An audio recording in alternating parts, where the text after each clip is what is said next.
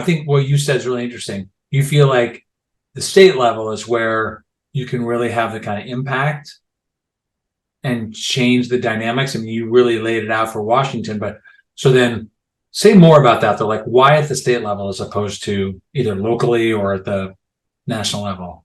Well, I think local and state level, it's like the unit that is manageable, right? Where you can actually run a campaign that really shifts power for an entire state. So, I mean, a good example is Michigan, where we saw, there are a lot of folks who are working to make progress on issues in Michigan and to organize in communities and to bring power to folks who didn't have as much power as they needed to make that change over many years in Michigan.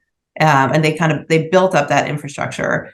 And then when we had the opportunity in 2022, they were able to win a couple of key legislative districts. One of them was in rural northern Michigan, where they had literally developed up from an organizer into a staff person for We the People Michigan, who's their rural organizing director. She worked on a campaign to organize farm workers for driver's licenses for immigrants and built up a base of thousands of more active people politically in that legislative district. And then she ran for the legislature, and it was the closest race in the state. And she ended up winning by a very small margin. And it was really those 1,000 farm workers who organized their friends and family to get registered and turn out and vote that tipped that. That happened over the course of years of organizing, right?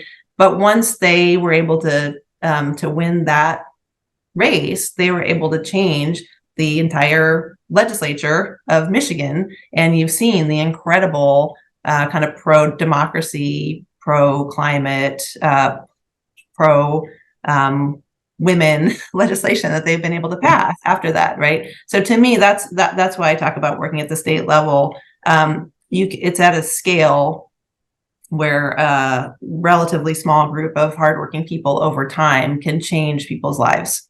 That's a great example. So say more, step back and talk about the Rural Democracy Initiative and what it is and what you have learned from it over the last several years since you helped to launch it.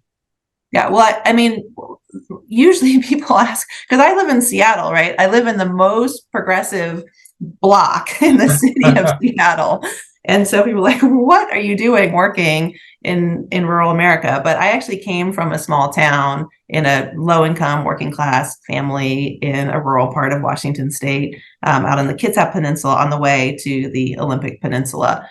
And so those are my people. Like all the people in my family are essentially working class people from small towns and rural communities. And so it's folks that I'm really comfortable talking to, and I know the issues that they are concerned about. I understand the culture of small town and rural working people. And so it's a real passion for me. And it's a passion that I wasn't able to exercise in my work in Seattle and the surrounding suburbs. And so I thought, so that's the first reason is my passion. But then the second reason, when you think about who has power, who has disproportionate power in this country, it's rural people.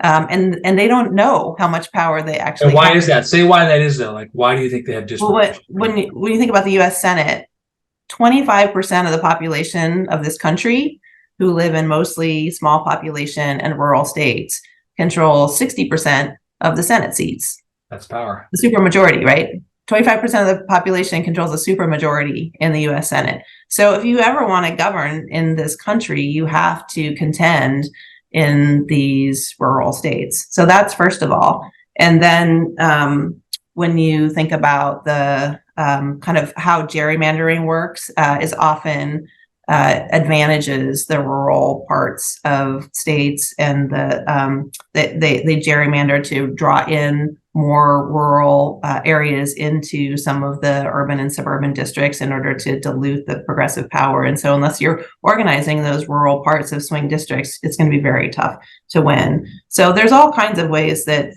that rural communities are kind of politically advantaged, and the right figured that out a while ago, and they have been organizing there. And they also more recently have just been plowing disinformation into rural communities and buying up the media outlets so that people can't get access to high quality information about what's really going on.